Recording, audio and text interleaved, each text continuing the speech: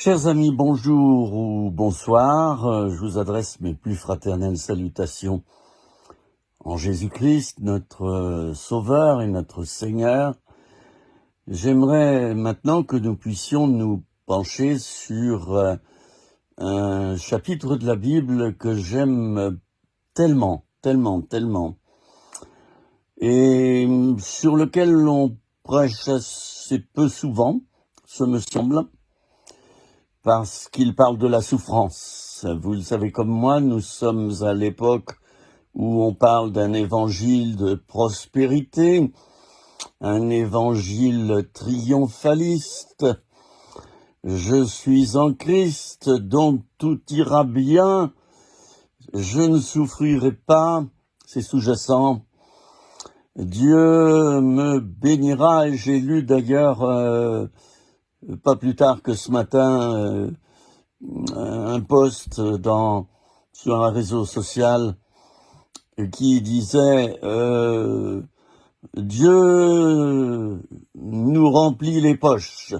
Et il y avait donc en photo une liasse épaisse comme ça de billets de 50 euros.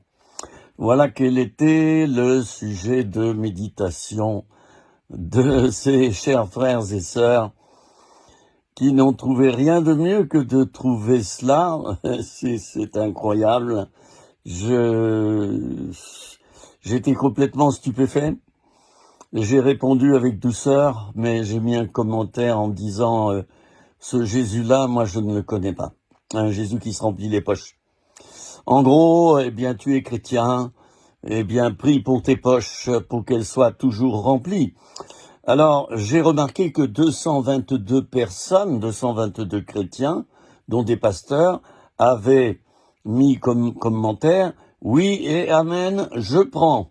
Je prends pour moi. » Donc, je prends les billets. Bon, là, évidemment, j'utilise l'humour pour faire passer la chose, mais c'est une vraie catastrophe. Et quand des déviations comme ça s'installent, et j'ai eu beau mettre un commentaire, les commentaires qui ont suivi ont copieusement ignoré le mien, et ça a toujours été des chrétiens qui ont dit « Oui, amen, je prends, Dieu me remplira les poches ». J'avais plutôt l'impression de me trouver face à une bande de moutons. Alors il y a quelqu'un qui dit quelque chose et tout le monde le suit, quoi. Voilà, aveuglément. Alors Dieu, c'est celui qui te remplit les poches. Ça, c'est tout à fait l'évangile de prospérité. Et je dirais même qu'à la suite de l'évangile de prospérité, il y a ce que j'appelle l'évangile du miracle, l'évangile axé sur les signes, les prodiges et les miracles. Alors, c'est ça le vecteur, c'est ça la vision. Jésus guérit. Bon. Moi, j'ai une autre façon de voir les choses. Jésus me sauve d'abord. Il sauve mon âme. Et bien sûr qu'il guérit.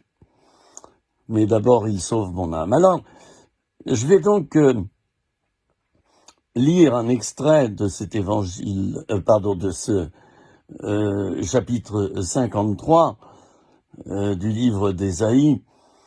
Un petit extrait et vous allez voir là le caractère de Jésus-Christ. Alors, certains vont dire oui, mais enfin, ce texte prophétisait à l'avance ce que Jésus allait faire en montant sur la croix. Il a souffert martyr.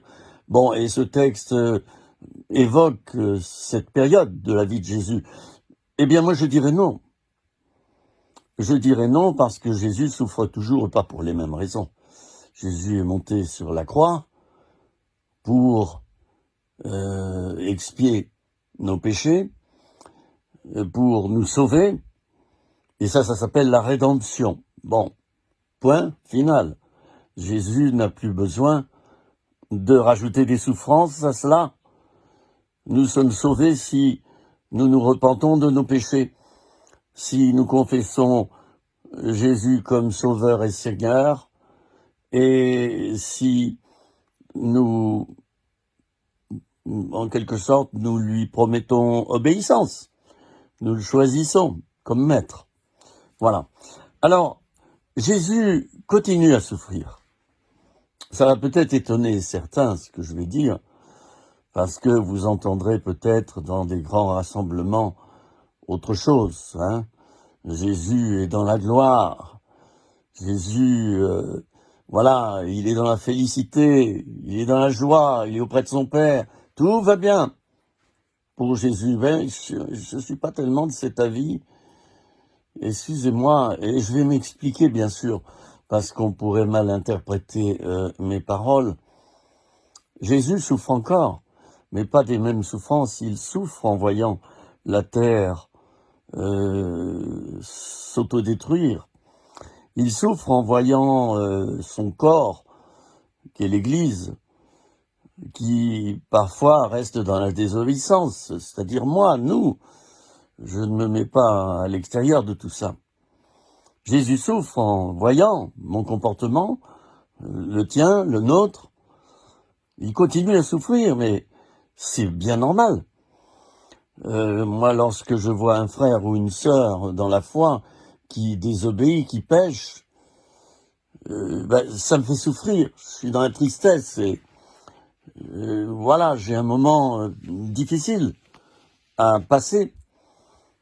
Quand je vois cela, ça ne me remplit pas de joie, en tout cas. Alors, le Seigneur, il souffre toujours et c'est l'apôtre Paul qui dira « J'achève en mon corps donc les souffrances de Christ ». Alors, ça n'a rien à voir avec la rédemption, je l'ai dit, mais ça a à voir aux souffrances que tout chrétien qui obéit à Dieu traverse. Et Jésus nous a avertis, le serviteur n'est pas plus grand que son maître. S'ils m'ont persécuté, ils vous persécuteront également. Alors Jésus souffre à l'heure actuelle, oui, il souffre. Il souffre de nous voir souffrir, il souffre de nous voir échouer parfois, il souffre lorsqu'il voit des fausses doctrines s'installer au sein de son évangile, au sein de sa parole. Voilà, mais lisons plutôt ce texte d'Ésaïe 53. Il est parlé de Jésus, bien sûr, là. Verset 2, je commence à partir du verset 2. Il, c'est-à-dire Jésus, s'est élevé devant lui, donc c'est devant Dieu, devant l'Éternel. Il s'est élevé devant lui comme une faible plante, comme un rejeton qui sort d'une terre desséchée. Il n'avait ni beauté ni éclat pour attirer nos regards, et son aspect n'avait rien pour nous plaire. Méprisé et abandonné des hommes, homme de douleur et habitué à la souffrance, semblable à celui dont on détourne le regard, nous l'avons dédaigné. Nous n'avons fait de lui aucun cas. Cependant, ce sont nos souffrances qu'il a portées. C'est de nos douleurs qu'il s'est chargé. Et nous l'avons considéré comme puni, frappé de Dieu et humilié. Mais il était blessé pour nos péchés, brisé pour nos iniquités. Le châtiment qui nous donne la paix est tombé sur lui, et c'est par ses meurtrissures que nous sommes guéris. Nous étions tous errants, comme des brebis, chacun suivait sa propre voie. Et l'Éternel a fait retomber sur lui l'iniquité de nous tous. Il a été maltraité et opprimé. Là, je suis au verset 7 de ce chapitre, si certains d'entre vous ont pris leur Bible dans Ésaïe 53. Il a été maltraité et opprimé, et il n'a pas ouvert la bouche. semblable à un agneau qu'on mène à la boucherie, à une brebis muette devant ceux qui l'attendent. Il n'a pas ouvert la bouche. Il a été enlevé par l'angoisse et le châtiment, et parmi ceux de sa génération, qui a cru qu'il était retranché de la terre des vivants et frappé pour les péchés de mon peuple? On a mis son sépulcre parmi les méchants, son tombeau avec le riche. Quoiqu'il n'eût point commis de violence et qu'il n'y eût point eu de fraude dans sa bouche, il a plu à l'Éternel de le briser par la souffrance. Après avoir livré sa vie en sacrifice pour le péché, il verra une postérité, et prolongera ses jours. Et l'œuvre de l'Éternel prospérera entre ses mains à cause du travail de son âme. Il rassasiera ses regards. Par sa connaissance, mon serviteur juste justifiera beaucoup d'hommes, et il se chargera de leurs iniquités. C'est pourquoi je lui donnerai sa part avec les grands. Il partagera le butin avec les puissants, parce qu'il s'est livré lui-même à la mort et qu'il a été mis au nombre des malfaiteurs, parce qu'il a porté les péchés de beaucoup d'hommes et qu'il a intercédé pour les coupables. Voilà, ce texte m'a toujours profondément impressionné. Et bien qu'il concerne en grande partie donc ce sacrifice de Jésus sur la croix, il y a quand même des termes utilisés dans ce chapitre qu'on peut adapter aux souffrances que nous-mêmes chrétiens nous traversons lorsque nous rentrons dans notre appel et que nous obéissons au Seigneur. Alors, on nous annonce un évangile souvent triomphaliste, un évangile où il y a beaucoup de bruit, où l'on chante, où l'on danse, où il y a l'onction, où on saute en l'air, où tout va bien. Et pourquoi pas? Mais c'est incomplet. Voyez, je n'ai rien contre ces choses. Mais je le redirai 10 fois, 100 fois s'il le faut, pendant toutes ces années pour que ce message passe. L'annonce de l'évangile à l'heure actuelle de nos jours, je rappelle que nous sommes début juillet 2020, l'annonce de l'évangile à l'heure actuelle a tendance à dévier. On axe de moins en moins cette annonce sur la croix, le renoncement, la souffrance, les difficultés qu'on rencontre en tant que chrétien, les épreuves, le fait que la vie chrétienne n'est pas facile. On préfère annoncer un évangile facile, oui. Je crois qu'on peut utiliser ce mot. Attention, si vous ne vous sentez pas concerné par ce que je dis, vous n'êtes pas concerné, tout simplement. Voilà. Mais j'ai été itinérant pendant 40 ans, j'ai visité des centaines d'églises en France, et ce que j'ai pu observer avec les années, c'est que l'annonce de l'évangile a muté.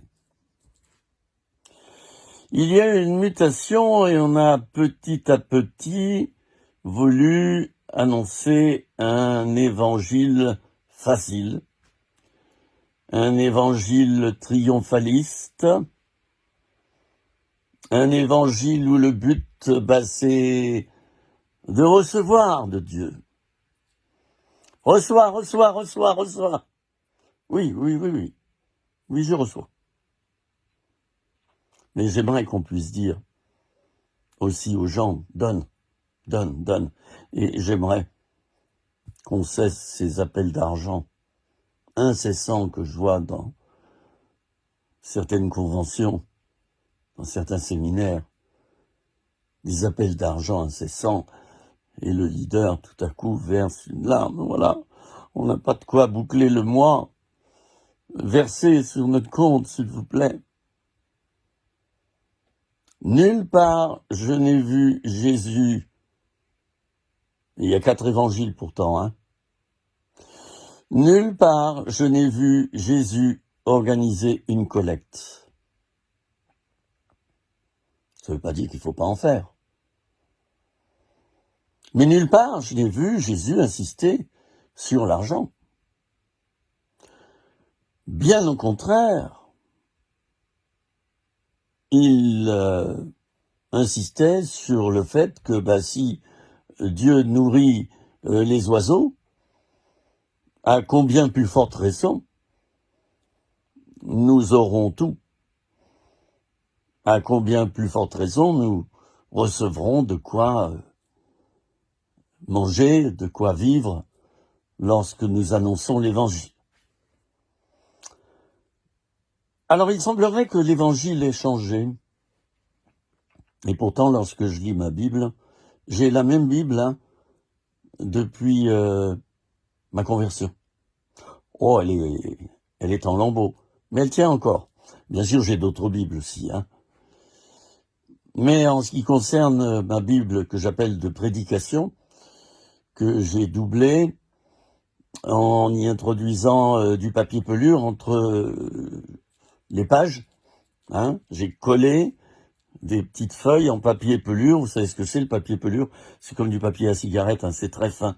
Alors, dans ma Bible, ma première Bible, j'ai collé moi-même des petites feuilles entre 2 pages de chaque, qu'est-ce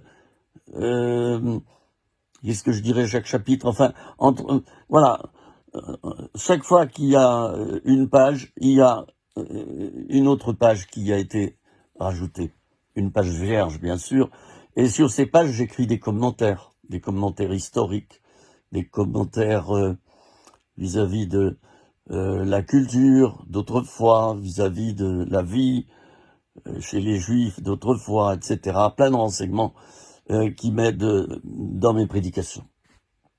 Bien. Alors, oui, il semblerait que l'évangile, la prédication de l'évangile, à l'heure actuelle, eh bien, elle s'est modifiée. On annonce un évangile, je l'ai dit, incomplet, Donc je suis pas en train de taper sur ce qui est prêché. Je suis pas en train de dire c'est faux. Non, c'est vrai, mais c'est incomplet. C'est un évangile triomphaliste, tout va bien, on est dans le meilleur des mondes, Jésus est là, t'auras plus de problème, quoi.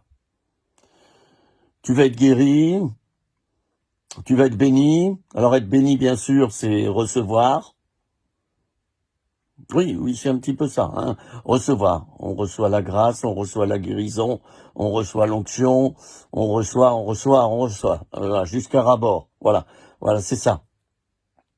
C'est ça être béni. Alors que moi, et beaucoup d'autres serviteurs de Dieu, comme moi, nous avons une autre notion de ce qu'est la bénédiction. La bénédiction inclut la souffrance.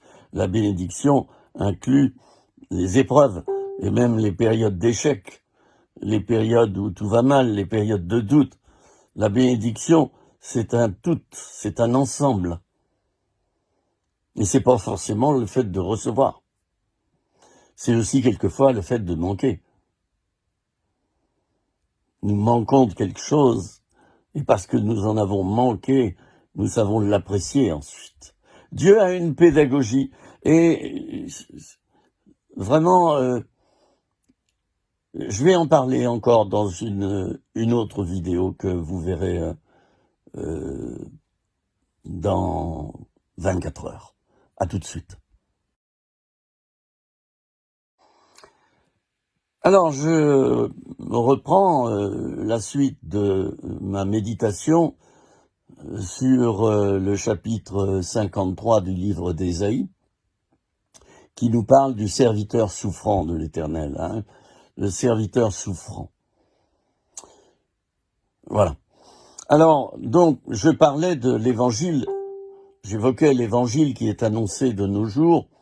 Oh, pas, évidemment pas partout, attention, je ne généralise pas. Mais dans certains endroits, on annonce, je l'ai déjà dit, un évangile facile, quoi. Donne-toi à Jésus, lève la main, réponds à l'appel. Ah, attention, une âme gagnée à Christ ce soir. Alléluia. 2, 3, 4, 5, 6, 7 mains se sont levées. Alléluia, les amis. Dieu agit. 7 mains se sont levées. Et puis alors, on va constater les guérisons. Oh, Dieu guérit ce soir. Et puis, on va constater l'onction. Oh là là, il y a une grande onction là. Alors, ce qui me gêne dans ce genre d'annonce de l'évangile, c'est qu'on regarde au côté visible des choses, voyez. Et moi, je vois que 99% des choses que Dieu fait sont invisibles. Et pire, Dieu lui-même est invisible, mes amis. Et il reste invisible. Même quand on le supplie, même quand on lui parle sur des sujets importants, il reste invisible. Certes, certains disent j'ai vu le Seigneur dans une vision. Oui, mais c'est une vision. Tu ne l'as pas vu de tes yeux. De tes yeux humains, du moins. Alors, ça m'a beaucoup parlé, ça. Depuis plusieurs dizaines d'années, je me suis dit, mais Dieu reste invisible. Dieu ne fait pas retentir sa voix. Il ne va pas sur les grandes chaînes de télévision nationales. Il ne prend pas l'antenne. Il pourrait le faire sans problème. Par exemple, le dimanche matin, pendant les émissions qu'on appelle religieuses. Et on fait peut-être bien de les appeler religieuses, d'ailleurs. Il y aurait beaucoup à dire là-dessus. Sans esprit critique négatif, bien sûr. Ça serait pas bien. Alors, donc, Jésus pourrait avoir un bâton, là, vous savez, comme une fée, hein, vous avez déjà étudié ces histoires pour les enfants, où il y a une fée qui est là avec un bâton surmonté d'une étoile, et elle fait comme ça avec son bâton, il y a tout à coup il y a des scintillements, il y a une poussière d'or qui suit ces gestes-là. Mais Dieu n'est pas comme ça. Mais qu'est-ce que je vois dans les grands rassemblements quelquefois? Je suis pas en train de les fustiger. Je suis en train de faire réfléchir.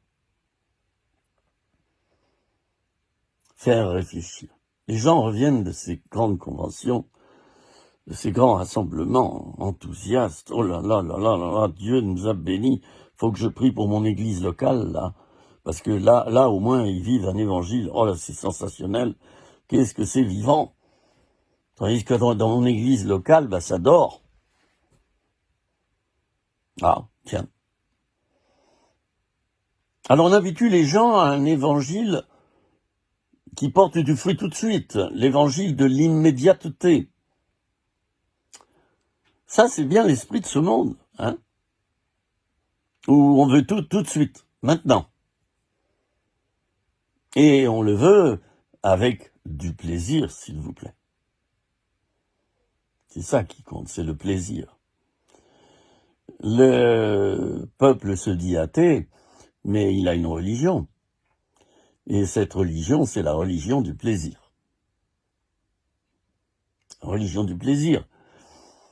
Tout est axé sur le plaisir sexuel, le plaisir de l'argent, le plaisir de posséder, le plaisir d'acheter, le plaisir de vendre, et je ne vais pas citer certains organismes qui, sur Internet, prospèrent à cause de cela, et se font beaucoup de bénéfices, et pourquoi pas, ça rend bien service. Ça m'a rendu service, moi, pour acheter certains meubles quand je déménageais.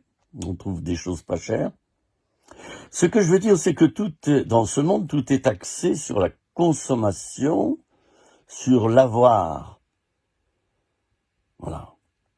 Or, le message de Jésus, ce n'est pas un message centré sur l'avoir, mais sur le fait de donner. Et si on reçoit, c'est pour donner. Jésus a dit à la Samaritaine, je le rappelle, tant pis, je me répète, mais Jésus a dit à la Samaritaine, l'eau que je te donnerai deviendra une source qui jaillira jusque dans la vie éternelle. L'eau que je te donnerai deviendra une source. D'accord ? Il n'est pas dit que l'eau que Dieu nous donne, qui représente donc la bénédiction, qui représente la parole, la grâce, tout ça, tout ce que Jésus donne, il n'est pas dit, l'eau que je te donnerai deviendra une mare. Non, c'est pas ça. Deviendra un étang. C'est pas ça. C'est pas ça que Jésus a dit. L'eau que je te donnerai deviendra une source. Nous, les chrétiens, nous sommes appelés à recevoir pour donner aussitôt. Nous ne sommes pas appelés à garder. D'ailleurs, Jésus a dit ces paroles merveilleuses, celui qui conservera sa vie la perdra, mais celui qui la perdra à cause de moi la retrouvera. Tiens, ça colle ce message, c'est cohérent. C'est cohérent. Alors on annonce désormais dans certaines associations l'évangile de gloire, l'évangile de voilà, Dieu fait des grandes choses ici, hein. Ah bon, il les fait pas ailleurs? Moi, j'ai vu des choses extraordinaires dans des petites assemblées.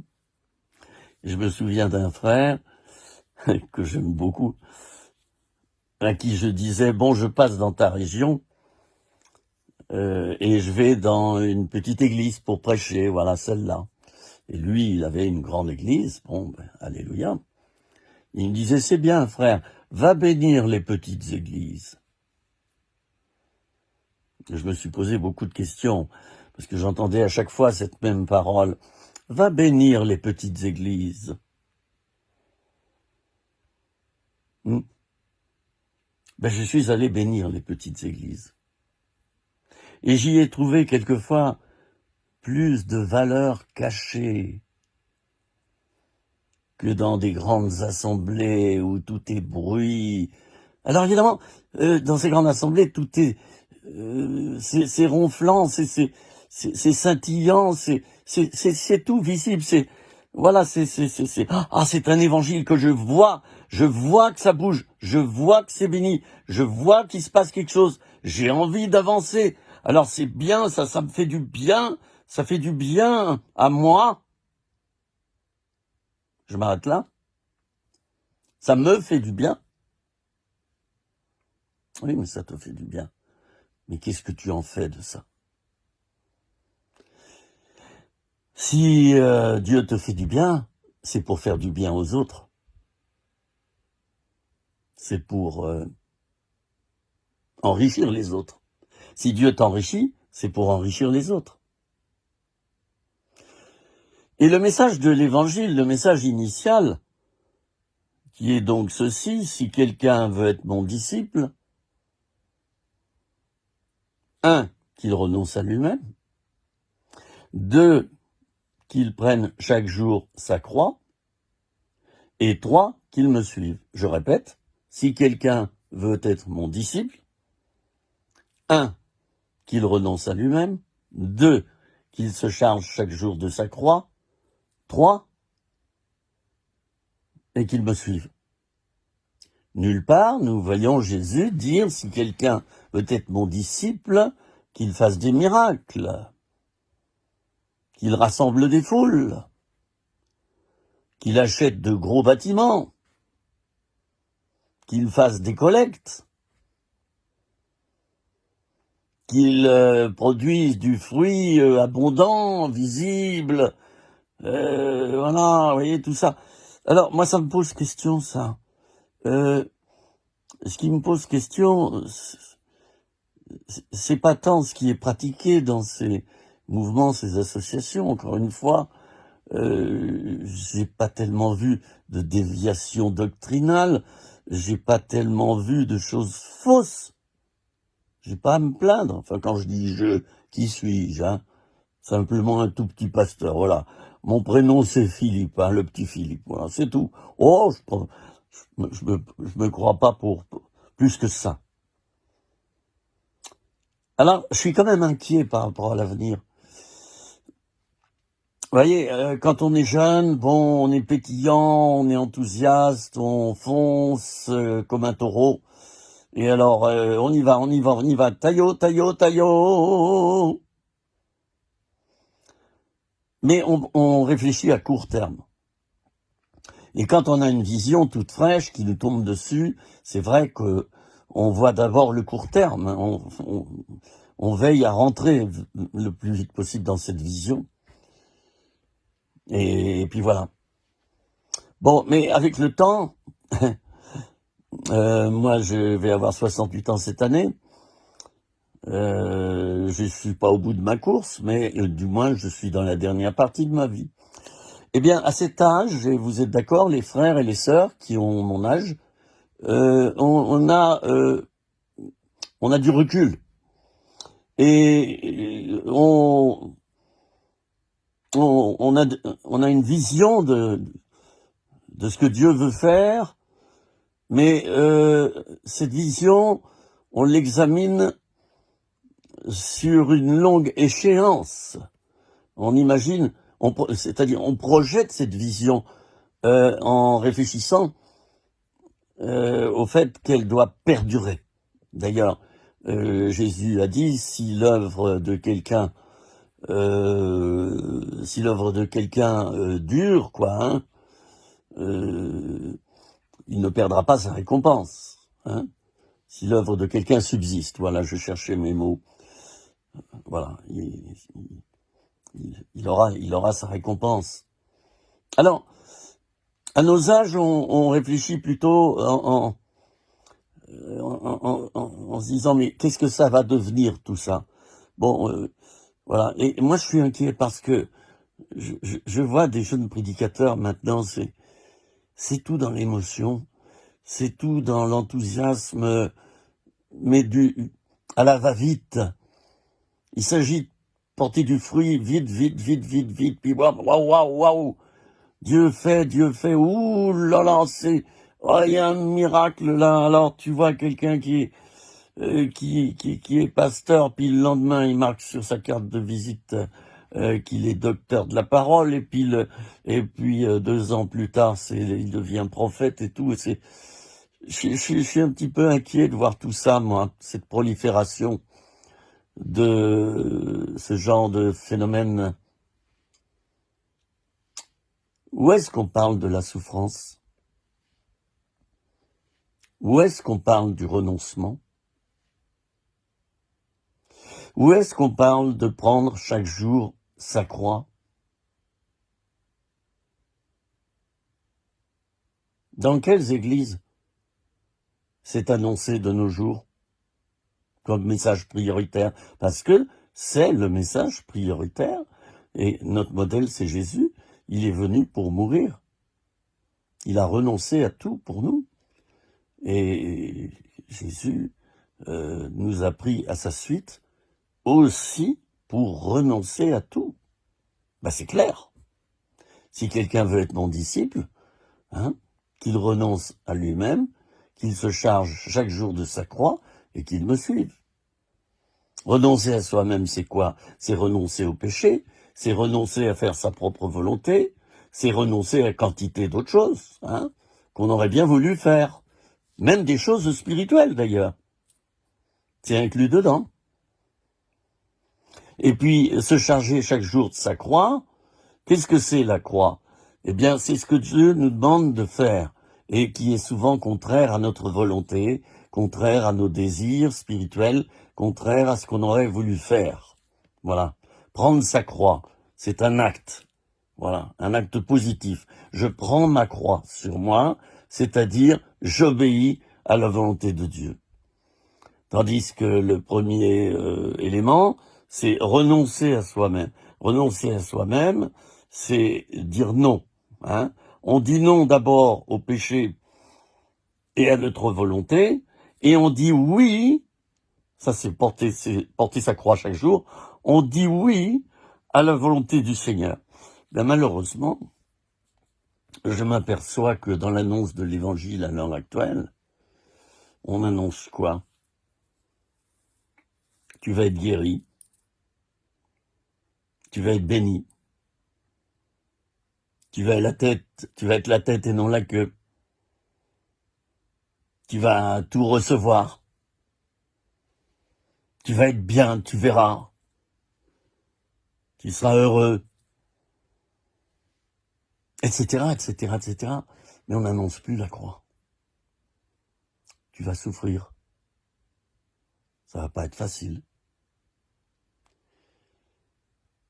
Tu vas avoir de la peine par moment. Tu seras déçu. Tu passeras par des troubles, par des emprisonnements. Tu verras des gens se lever contre toi. Tu connaîtras des injustices. La vie ne sera pas facile. Où est-ce que c'est annoncé ça? On ne l'annonce pas. Donc au moment de l'épreuve, tous ces chrétiens qu'on a formés comme ça, je préfère dire par moment, excusez-moi, dans certaines églises ou conventions, on les a formatés, plutôt que formés. Eh bien malheureusement, les chrétiens qui ont reçu une partie de l'enseignement seulement, c'est-à-dire ce qui est positif, ce qui plaît au peuple, eh bien, ces chrétiens qui ont reçu seulement une partie de l'enseignement, au moment où arrive l'épreuve, vous connaissez la parabole des 2 maisons, au moment où cette épreuve arrive, eh bien, moi, j'ai un petit peu peur que ces personnes ne tombent. Et c'est vrai, souvenons-nous du jeune homme riche, c'est parlant. Que faut-il que je fasse? Dira ce jeune homme riche à Jésus. Oui, ce jeune homme veut obéir à Dieu. Il veut suivre Jésus. Oh là là, il veut le suivre. Alors Jésus est direct là. Et puis je vais m'arrêter là pour rentrer dans une vidéo suivante. Jésus va dire au jeune homme riche, eh bien écoute, tu veux me suivre? Eh bien voici d'abord ce que tu vas faire, voilà la recette. Vends tout ce que tu as, donne-le aux pauvres et reviens me voir. Voilà, je reprends tout de suite dans une autre vidéo la suite de cet enseignement. À tout de suite, enfin à tout de suite, ou à demain si la vidéo est mise le lendemain soir sur mon profil Facebook. Alors, je parlais donc précédemment du jeune homme riche qui est reparti tout triste, nous dit le texte. Il est reparti tout triste. Jésus lui a dit, vends tout ce que tu as, donne-le aux pauvres, et ensuite tu pourras me suivre. J'ai l'impression que le Seigneur voudrait dire à tous ces prédicateurs qui prêchent un évangile de la prospérité, du miracle, des prodiges, des signes. Et on les voit, ces chrétiens, accourir dans ces rassemblements. Ils sont tout excités. Pardon, excusez-moi. J'ai une rhinite chronique et quelquefois, ça donne ça. Alors on les voit accourir, ces chrétiens. Ils courent, le furet des bois, mesdames. On les voit, ils arrivent à ces rassemblements, c'est quel prédicateur, oh là là, on en a de la chance, lui, il prêchent bien, puis il y a des miracles pendant qu'ils prêchent, c'est oh là là. Et voilà, on a fait 700 kilomètres, on a fait 1000 kilomètres pour ce rassemblement où il y a le frère Untel qui vient, et c'est bien connu que pendant ces prédications, eh bien, il y a des choses spectaculaires qui se produisent. Alors, on attire les gens dans ce genre de convention, mais vous n'entendrez pratiquement jamais, sauf exception, que j'ai vu d'ailleurs, des prédicateurs intervenir et dire, chers amis, j'aimerais vous faire réfléchir et vous dire que c'est bien d'avoir la puissance de Dieu et de la retransmettre. C'est bien de faire des miracles. C'est bien de chasser les démons. C'est bien de résister au diable et de voir la puissance de Dieu. C'est bien de voir qu'on peut écraser l'adversaire. C'est bien de voir un paralytique se lever. Mais sachez-le, ce n'est qu'une partie de l'annonce de l'Évangile. Parce que la partie cachée, ou plutôt qu'on cache, de l'annonce de l'Évangile intégral, je l'appellerai comme ça, c'est « prépare-toi à souffrir ». Alors je reviens à mon texte que j'ai lu tout à l'heure. Qu'est-ce qu'on voit? Un Jésus humilié. Je reprends les mots qui sont cités, hein. Blessé, brisé, méprisé, abandonné, maltraité, opprimé, mis au nombre des malfaiteurs. Il n'avait pas de beauté ni d'éclat extérieur. Jésus était un homme de douleur et habitué à la souffrance. Tiens, ça me met la puce à l'oreille, ça. Habitué à la souffrance. Il n'est pas parlé de la souffrance de la croix, là, mais de sa vie de tous les jours. Homme de douleur, c'est quand même une appellation qui fait réfléchir. Homme de douleur. Il n'est pas dit un homme qui a eu des douleurs, qui est passé par la douleur au moment de la croix. Mais homme de douleur, c'est-à-dire que la douleur, eh bien, il savait vivre avec. Habitué à la souffrance. C'était son quotidien, Jésus, la souffrance. Où est-ce que c'est prêché, ça? Où est-ce que c'est dit? Dans quel endroit on va dire aux nouveaux convertis, c'est bien, tu vas prendre ton baptême d'eau par immersion. C'est un engagement que tu prends devant Dieu, d'avoir une bonne conscience devant Dieu, c'est-à-dire, voilà, de réfléchir et d'obéir à ce qu'il te dira de faire.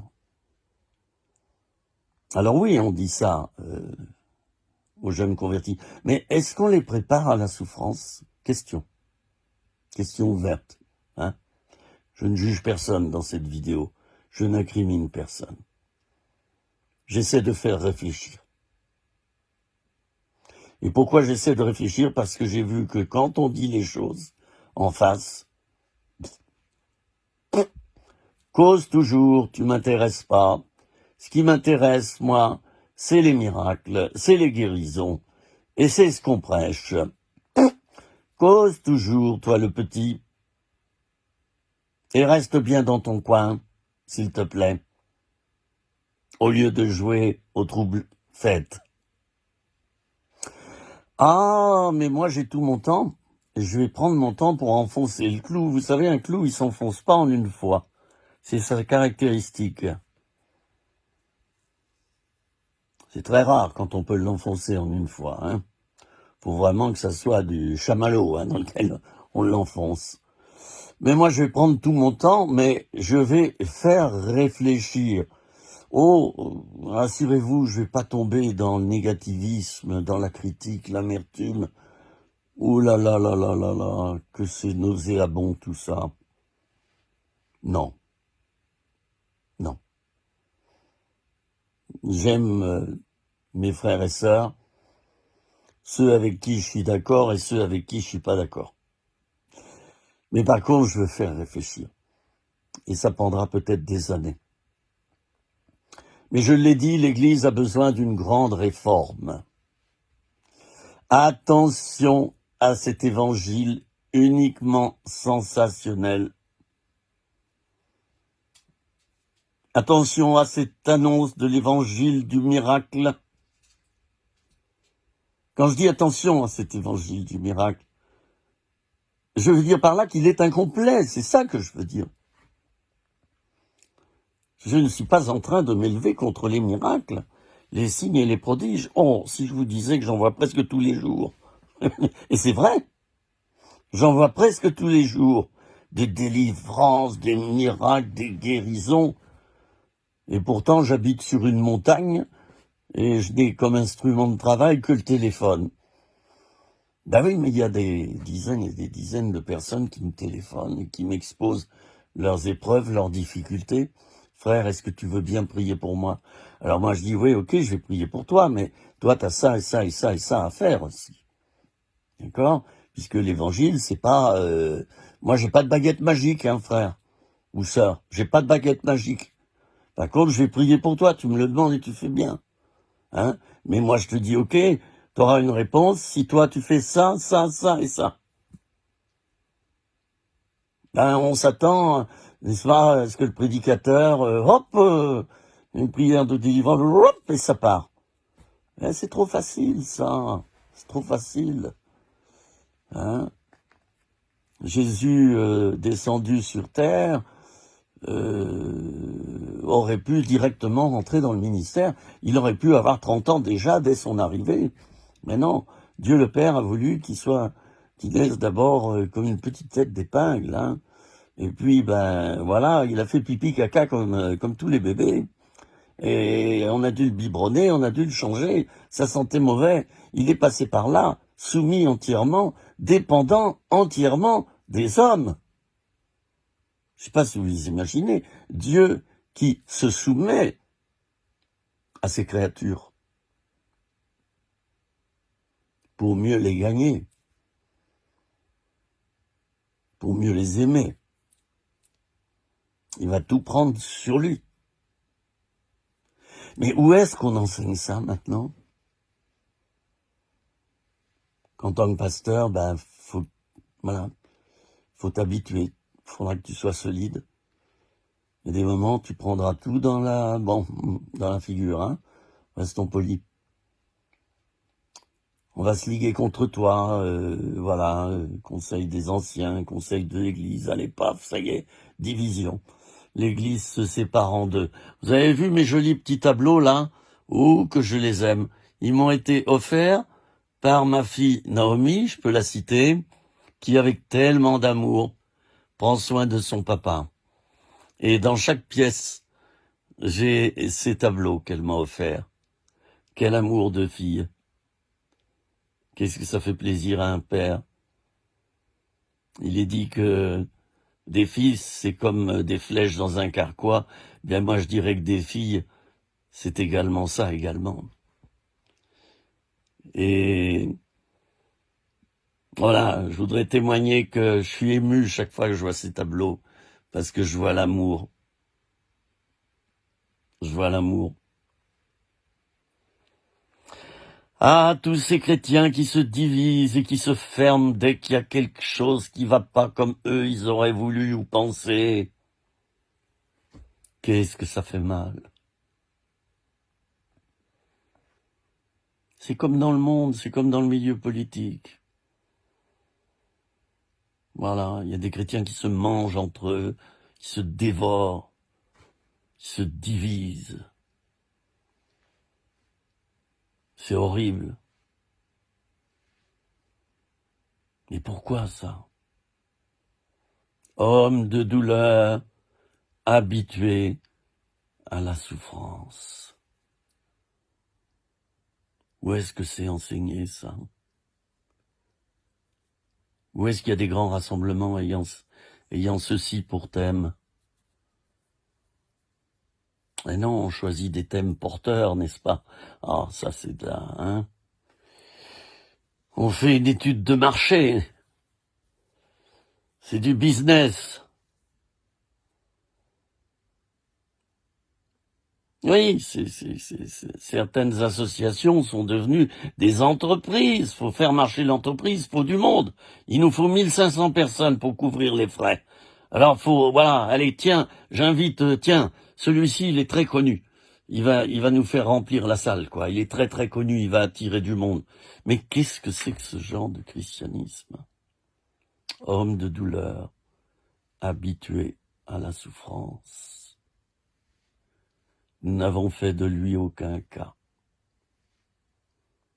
Il n'avait rien pour attirer nos regards.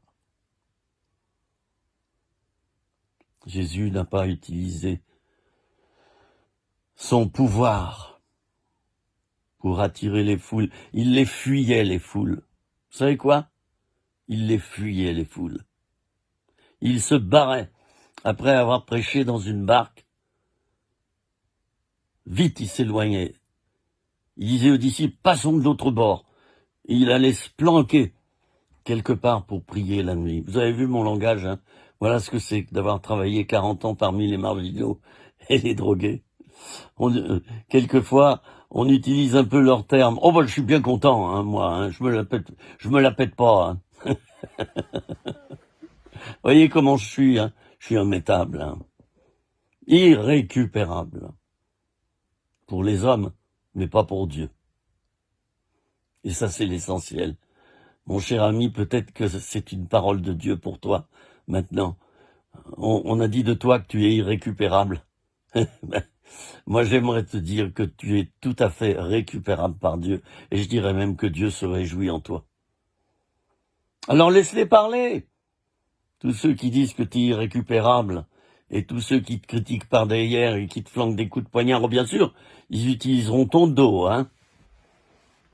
Parce qu'ils vont pas les jeter en face, les poignards. Ils vont les jeter par derrière. Jésus a connu ça. Jésus a connu ça. Réfléchissons, chers amis, à l'annonce de l'Évangile. Qu'est-ce que ça va donner comme génération? Cette génération de la grâce vite faite, là. Hein? On célèbre, là, on saute en l'air. Allez, c'est toute l'émotion. L'émotion au travers de la musique, l'émotion au travers d'une prédication, l'émotion au travers des miracles, l'émotion au travers du visible. C'est que de l'émotion.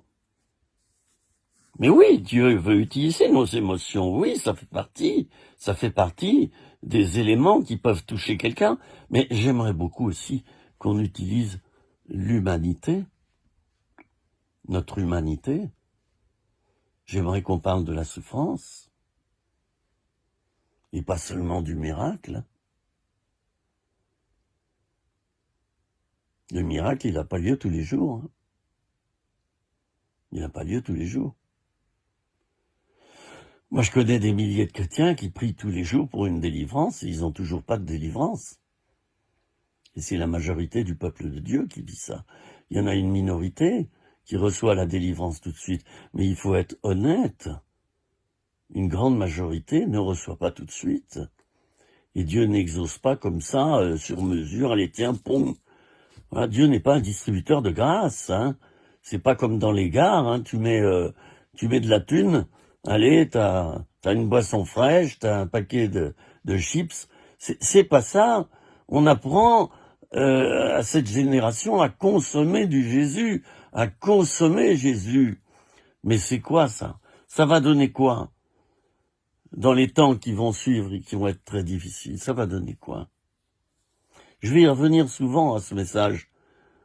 Il y en a qui vont se dire, mais je l'ai déjà entendu sur ce sujet. Ne vous étonnez pas, parce que moi, je vais en parler jusqu'à temps que je vois que ça change. Parce qu'à l'autre bout, ça n'a pas l'air de changer. C'est toujours les grandes collectes, c'est toujours les grands rassemblements. où c'est que du visible et du sensationnel. Encore une fois, j'ai rien contre, il en faut aussi, et Jésus utilisait aussi cela.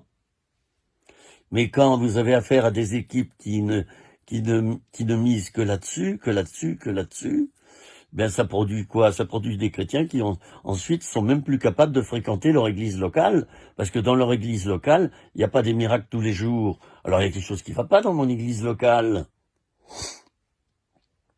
Ben si, tout va bien, rassure-toi.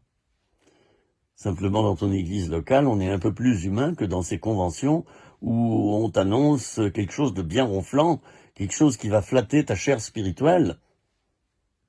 Eh oui, parce que c'est ça. C'est pas juste, c'est pas juste. Moi, j'ai vu des choses que je rapporte pas ici. J'ai vu des choses que je rapporte pas ici. Parce que ça serait pas correct. Mais non, c'est pas ça, l'évangile. L'évangile, c'est l'évangile des pauvres. L'évangile des paumés. Des souffrants. De ceux qui souffrent. Je me répète, hein. L'évangile des petits. Mais on en a fait quoi? Un évangile bien ronflant, bien huilé, hein. Alors la machine, elle est huilée, hein. Ouais, il y a la convention, hein, qui arrive, hein. Convention des miracles, là. Ouh là là là là, faut que j'y aille. J'ai besoin d'un petit coup de miracle dans ma vie, hein. Oh, j'ai besoin d'un petit peu d'onction, là, de ce côté-là. Non, là, non, c'est plutôt là. Il y a besoin d'onction, là, parce que l'autre fois, il y a l'onction, là. Hein? Oui. Vous savez que Jésus, il n'a pas fait de miracle dans certains endroits. Et vous savez où? C'est à Nazareth, à cause de l'incrédulité des gens. Mais je crois que maintenant, Jésus, parfois, refuserait de faire des miracles auprès de personnes qui idolâtrent les miracles. Et quelquefois, on idolâtre le miracle plus que Dieu lui-même. Alors ça va pas. Je vous retrouve demain ou dans quelque temps pour la suite de cette vidéo. Mes vidéos seront classées par thème, donc surveillez au moment de leur parution. Il y aura toujours le même titre, hein, mais partie 1, partie 2, partie 3, partie 4. Hein. Je vous retrouve dans quelques instants ou demain, en tout cas pour une autre partie de cet enseignement.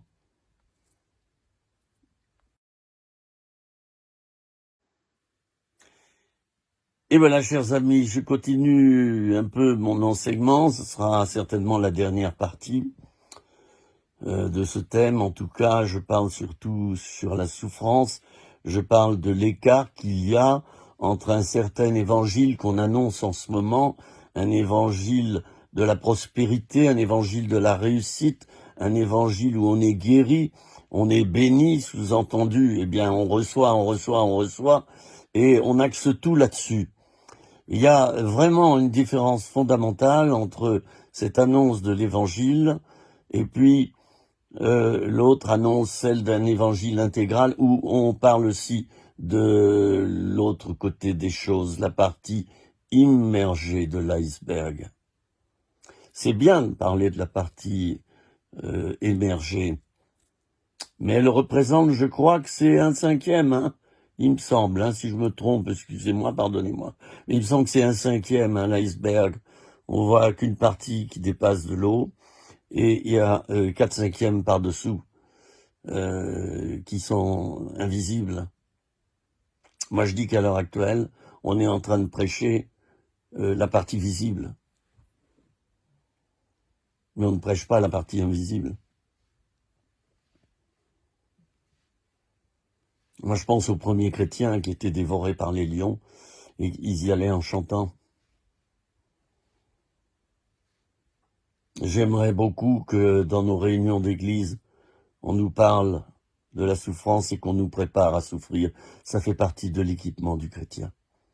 Il y a non seulement le combat spirituel, le combat dans l'intercession, mais il y a aussi, et l'apôtre Paul était très fort là-dessus au niveau de sa formation à Timothée, il y a aussi le fait d'apprendre aux gens à souffrir. Souffre avec moi, comme un bon soldat de Jésus-Christ, dira Paul à Timothée, son enfant bien-aimé, celui qu'il forme. Timothée était comme son fils. Alors il a voulu vraiment bien lui apprendre ce que c'est que le ministère. Souffre avec moi, souffre avec moi. Voilà. Paul n'a pas voulu cacher que quand on est serviteur de Dieu, quand on sert Dieu, il y a la souffrance. Et lui-même est allé en prison. Lui-même a été laissé pour mort, je ne sais pas combien de fois. Lisez ce passage dans le Nouveau Testament où l'apôtre Paul raconte tout ce qu'il a vécu au niveau de la souffrance. C'est impressionnant. Il a été laissé parfois comme mort. Hein. Il a été lapidé. Il a tout connu. Lisez ce passage. Il est aussi instructif que le passage qui parle des signes, des prodiges et des miracles que Jésus faisait. Hein. Il est complémentaire. Alors moi, je serais plutôt d'avis de mettre ça en avant. De nos jours, où il va y avoir des épreuves terribles, je le rappelle, je serais plutôt d'avis qu'on revienne dans ces conventions. Pourquoi pas réunir des milliers de gens, je suis pas contre. Mais de plus en plus, il va falloir qu'on axe nos enseignements sur la souffrance, les amis. Hein? Parlez aux chrétiens chinois. Parlez aux chrétiens chinois qui souffrent atrocement, leurs églises sont détruites. On les fait mourir, on les tue. Parlez-leur des signes, des prodiges et des miracles au moment où ils sont assassinés. Vous verrez quel effet ça fait. Arrive un temps dans l'histoire de l'Église à l'heure actuelle où il va falloir axer notre prédication beaucoup sur la souffrance. Voilà, il faut qu'on apprenne au peuple de Dieu à souffrir, à serrer les dents et à tenir ferme. À tenir ferme. Ça, c'est important. Persévérer jusqu'au bout. Ah oui, sera sauvé celui qui persévérera jusqu'à la fin. Il faut qu'on prépare et qu'on arme les chrétiens maintenant à souffrir, qu'on les arme pour qu'ils sachent comment se comporter en période de souffrance.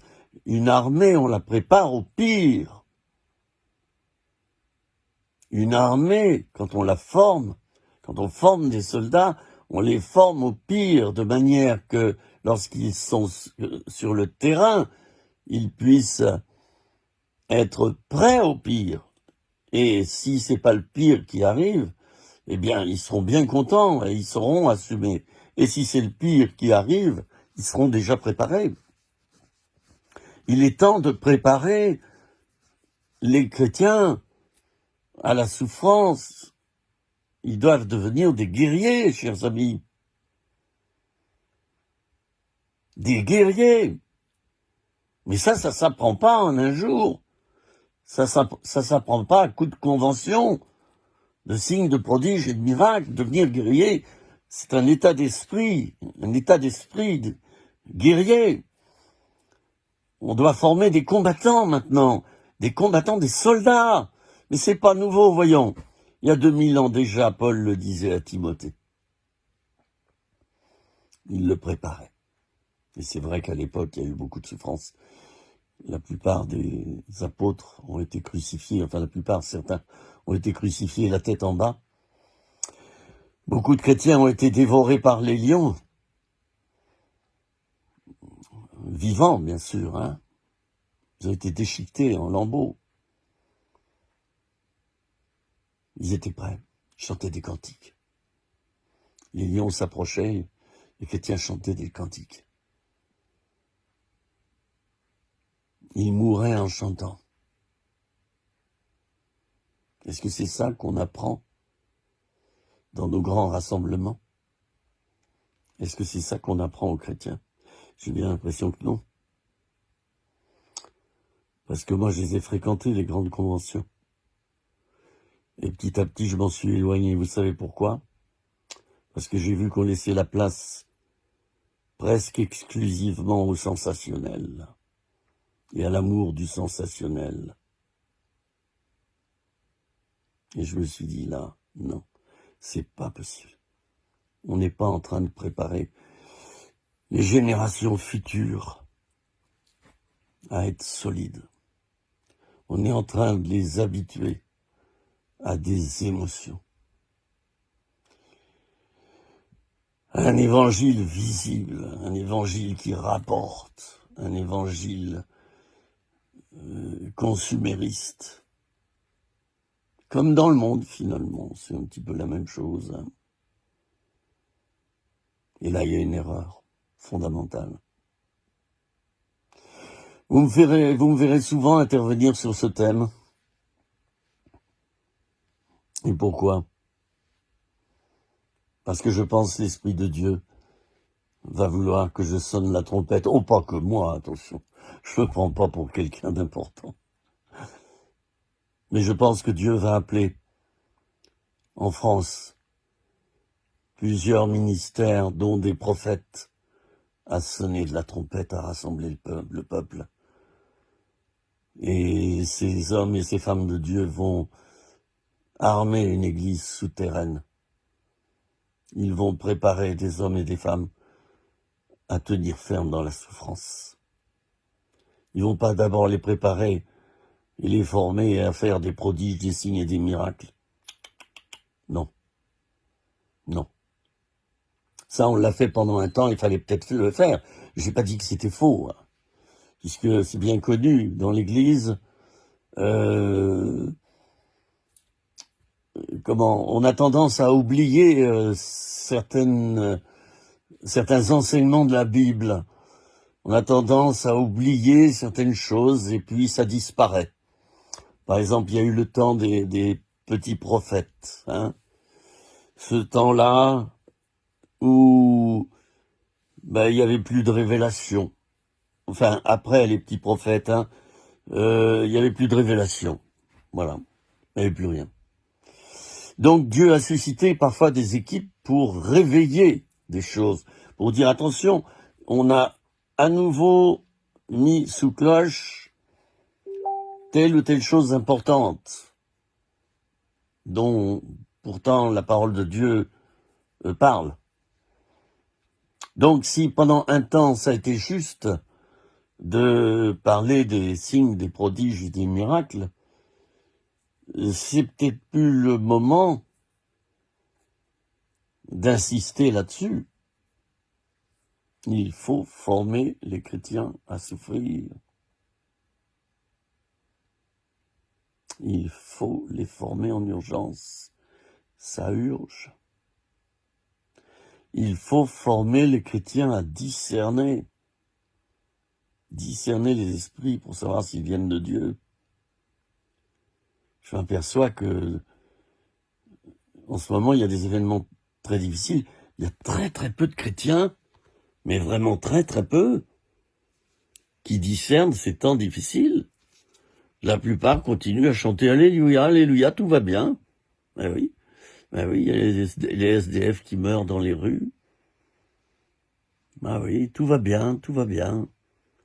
Il y a des manifs partout, les gens crèvent de faim, les gens n'arrivent pas à boucler leur mois. Oh, tout va bien, nous on est bénis, hein. On reste dans notre bunker, dans notre église, on prie. Faut prier, hein. Faut prier. Faut pas s'occuper de politique, faut pas s'occuper de ces gens-là, hein. Faut prier, hein. Oh, surtout, n'ayons pas les mains sales, hein. Faut pas nous salir avec ces gens. D'abord, ils sont violents, ils sont méchants, ils sont grossiers, ils sont cruels, ils font des manifs. Qu'est-ce que c'est que ça? Ils sont insoumis aux autorités. Ah oui, ils sont insoumis aux autorités. Oui. Du temps d'Hitler, beaucoup de chrétiens ont pensé ça aussi. Et se sont soumis à Hitler. Ils ont eu eux-mêmes du sang sur les mains. Mais il y a eu des pasteurs courageux et des prêtres, et des hommes et des femmes de Dieu qui ont sauvé des Juifs, qui ont sauvé des vies humaines, qui ont résisté à Hitler. Ils ont saintement désobéi à cet homme qui était vraiment dans son âme un assassin. Un assassin. Il faut se soumettre aux autorités. Hein. Oula, oui chef, hein, oui chef. Voilà, le président de la République a parlé. Il a raison. Ouais, soyez soumis aux autorités. Au rapport. Voilà, le président de la République dit des âneries. Il fait une politique qui mène la France au désastre, à l'autodestruction. Oui chef, je vote pour lui. Je suis soumis aux autorités.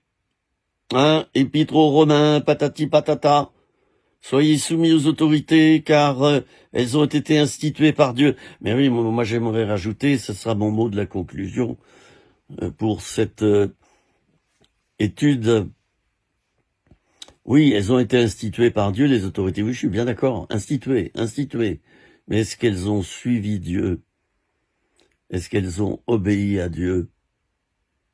Ça, c'est une autre paire de manches. Est-ce qu'on doit se soumettre à des autorités qui t'obligent à pécher? Est-ce que tu dois t'y soumettre? Non, faut pas te soumettre aux autorités instituées par Dieu qui ont dévié. Tu dois pas t'y soumettre. Voilà. Tu as le devoir de désobéir à ce genre d'autorités qui se sont détournées du choix de Dieu sur eux. Dieu les avait choisis, ils se sont détournés, et eux, ils ont choisi Lucifer comme maître. Alors t'as pas à te soumettre à Lucifer au travers d'eux. Voilà. C'est pourquoi moi j'ai été un chrétien gilet jaune, un pasteur gilet jaune, et je crois que dans la majorité des cas, les gilets jaunes n'étaient pas violents. Voilà. Les médias et le gouvernement, ils ont menti, ils ont sali les gilets jaunes. C'est une horreur. J'aimerais pas être à leur place. Tous ces gens qui ont menti. Le gouvernement a introduit les Black Blocs dans les manifs des gilets jaunes ainsi que dans d'autres manifs. Pourquoi faire? Pour tuer, l'œuf. Pour tuer la résistance. Pour tuer l'opposition. C'est facile. Tu laisses, les policiers ont reçu l'ordre de laisser passer les Black Blocs, qui ont détruit les vitrines, qui ont commis des actes de violence abominables. Ils ont reçu des ordres de les laisser passer, de pas les inquiéter, de manière que ça jette un discrédit sur tout mouvement qui s'oppose à la politique du gouvernement. Et je parle pas là spécialement des gilets jaunes, mais je parle de toute opposition. Mensonge, menteur, des autorités qui mentent. Moi, je me soumets pas aux autorités qui mentent et qui m'obligent à pratiquer le mal et à croire aux mensonges. Voilà, j'ai pratiquement terminé cette petite série. Voilà, j'ai voulu qu'on en parle. Je ne m'oppose à personne. Je ne m'oppose pas aux grandes conventions, je ne m'oppose pas aux grandes églises, je ne m'oppose pas au fait que Jésus fait des grands prodiges et de grands miracles. Je le vis au jour le jour. Je m'oppose à un certain état d'esprit qui veut faire croire aux chrétiens que Jésus va leur obéir à merveille. Il va les exaucer. Et ils vont recevoir pour profiter de la grâce, l'intérioriser et la garder pour eux. Voilà, c'est ce qu'on est en train de faire. On est en train de les enseigner comme ça. Je termine encore en faisant une synthèse et en disant, il nous faut former des combattants prêts à souffrir, prêts à encaisser les coups. Voilà, le message central qu'il nous faut dans nos grandes conventions maintenant. Préparer le peuple de Dieu à souffrir, car de grandes persécutions arrivent. les amis, de grandes persécutions arrivent. Vous allez me dire, oui, tu tiens ça de qui, de quoi, pourquoi tu dis ça? Mais parce que le Seigneur me l'a montré, il m'a parlé, et pas qu'à moi. Préparons-nous, les amis, ça va être très, très difficile dans les temps qui suivent, et seuls les chrétiens, fondés sur le roc et fondés sur la parole de Dieu, seuls ceux-là pourront traverser les épreuves qui viennent. Les autres, malheureusement, vont s'écrouler à terre. Seigneur, bénis cet enseignement que je viens de donner. J'en ai été un canal. Je renvoie cet enseignement à toi maintenant, parce que c'est pas le mien. Je pense que c'est ton esprit qui veut attirer l'attention des chrétiens et des leaders à l'heure actuelle. Il veut attirer leur attention pour qu'ils ne forment pas d'abord des chrétiens émotionnels, mais des chrétiens basés, appuyés sur la parole de Dieu et prêts à tout, même à mourir pour leur maître. Amen. Je vous dis à bientôt, chers amis. D'accord? Et puis, gardons la joie et la paix en Jésus-Christ et bénissons-nous les uns les autres. Je bénis tous les frères et sœurs que j'ai évoqués dans cette vidéo, dont j'ai parlé. Je vous bénis parce que je vous aime. Et si j'ai le courage de vous résister, c'est au nom de cet amour et pas au nom de l'amertume, parce que j'en ai pas. À bientôt. Au revoir.